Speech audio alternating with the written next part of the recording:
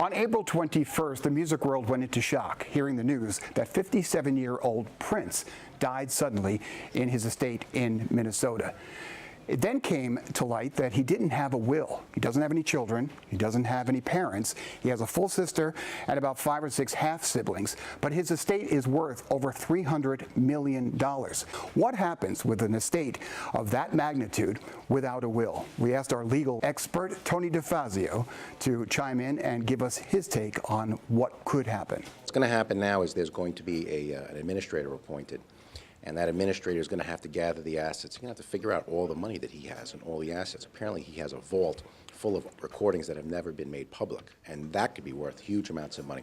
So he's got to gather all the assets. He's got to appraise it, which means he's going to have to bring in professional appraisers.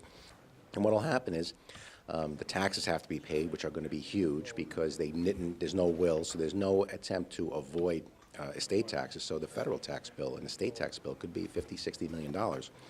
And the other issue is it's going to have to be sold. Everything is going to have to be split up. It's not going to be a situation where you have a trust and the trust goes on forever and the person's legacy goes on and you have this constant income that can go and charity and stuff like that. Everything's got to get sold because each one of these individuals has to get their 1/6 share and they're going to have to pay a lot in taxes, so they have to get this money.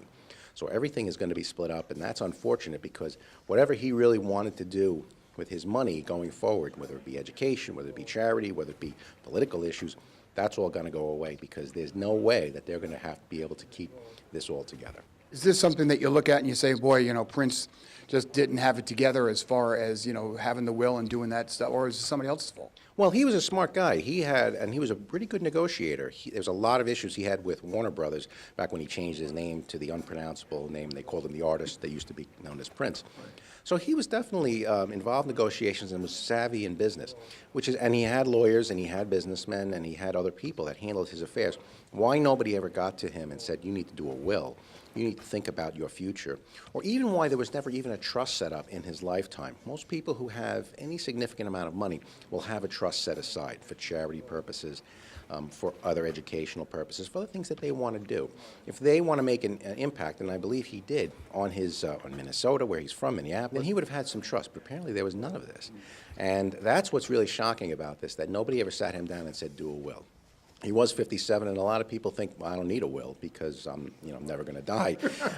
Or they're not thinking until I'm 80 years old. The truth is everybody needs a will. Everything is going to be sold.